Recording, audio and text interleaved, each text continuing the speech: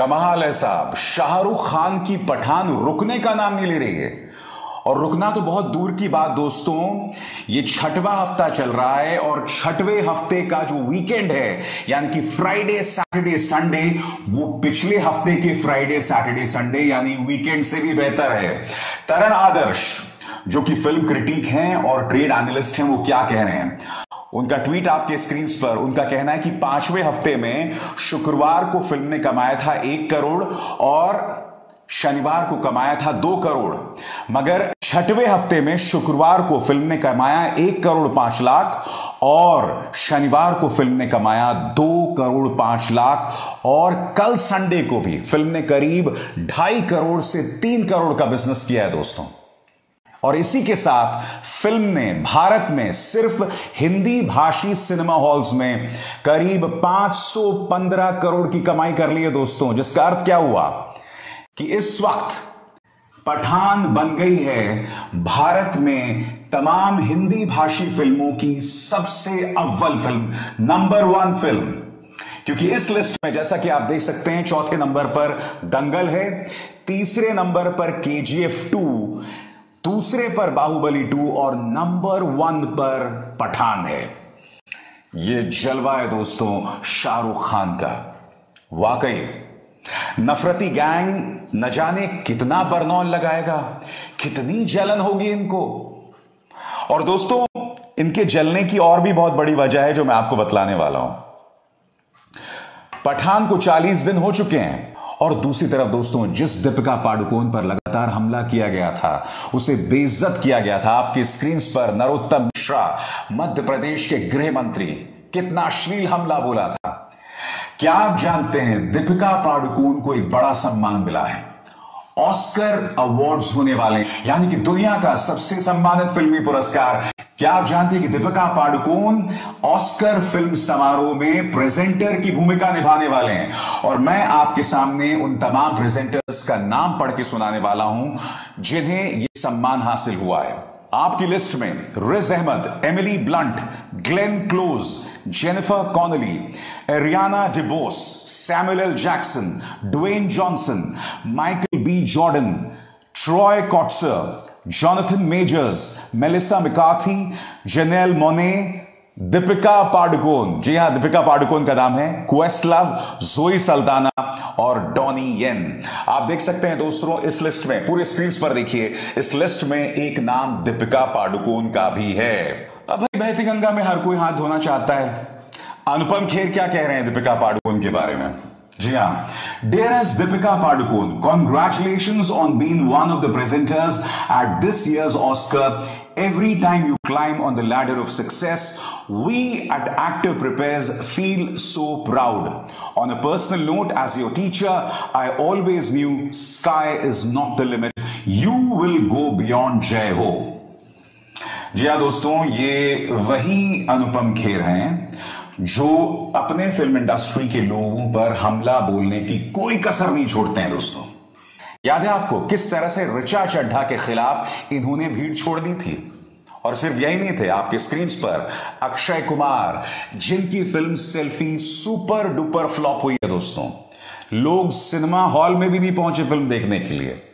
उन्होंने भी पूरी भीड़ को ऋचा चड्ढा के खिलाफ छोड़ दिया था, जबकि उन्होंने अपने बयान को लेकर माफी भी मांगी थी। ऋचा चड्ढा को देशद्रोही तक करार दिया गया था। मगर मैं कुछ और कहना चाहता हूं दोस्तों, ये वही अनुपम खेर हैं और ये वही विवेक अग्निहोत्री हैं जिन्होंने झूठ बोला था, जिन्होंने ये कहा था कि कश्मीर फाइल्स जो है वो ऑस्कर के लिए शॉर्ट लिस्ट हो गई है। सरासर झूठी खबर दोस्तों, आपके स्क्रीन पर।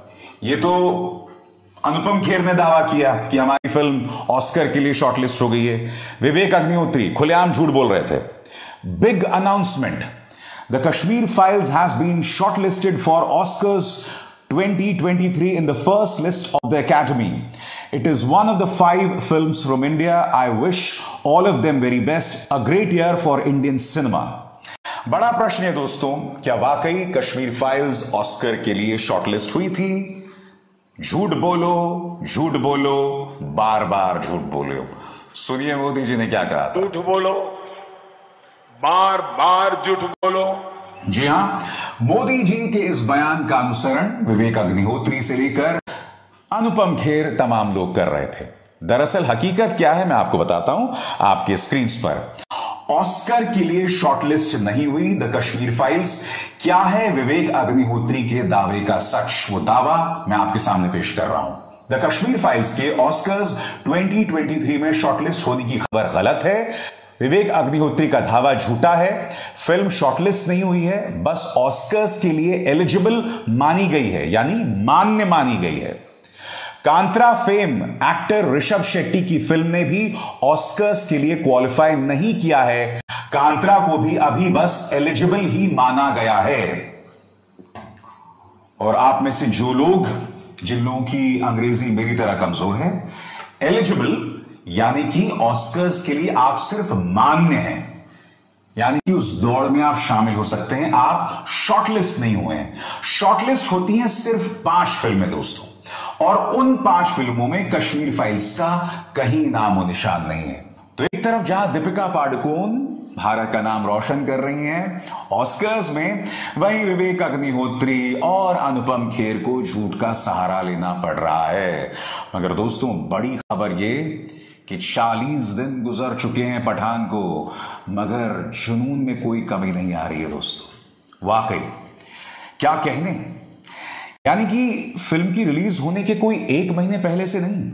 याद कीजिए, जब शाहरुख खान के बेटे को एक झूठे केस में फंसाया गया था, तभी से लेकर अब तक पठान को बॉयकॉट करने की मांग की जा रही थी।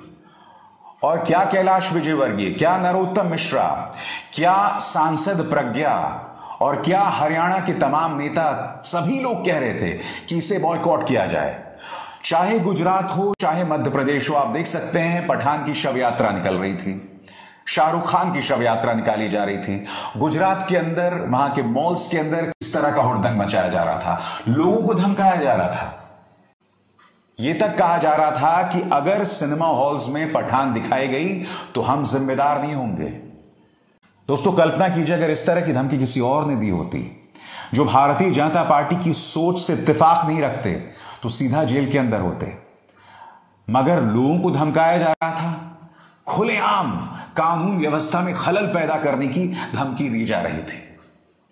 इसके बावजूद पठान ने झंडे गाड़ दिए हैं, इसलिए उनकी सफलता मायने रखती है। और मुझे गोविंदा की उस फिल्म का गाना याद आ रहा है, तुझको मिर्ची लगी तो मैं क्या करूं, बरनौल लगाओ। नमस्कार।